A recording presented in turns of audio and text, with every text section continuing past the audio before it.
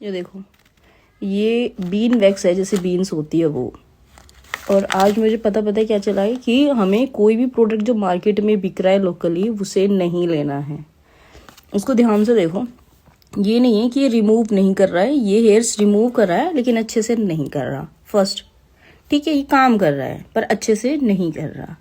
और जो सबसे बड़ी बात है, ये रेशे देख रही हो तुम, ये देखो, ये सारे रेशे इससे निकले हुए हैं। समझो इस चीज को।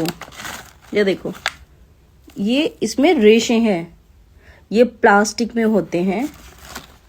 और ये देखो, ये टोटली प्लास्टिक है। इसमें जो स्मेल थी वो प्लास्टिक है।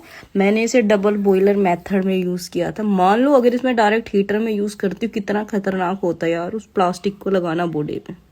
और ये अब भी खतरनाक था जो मैंने लगाया था।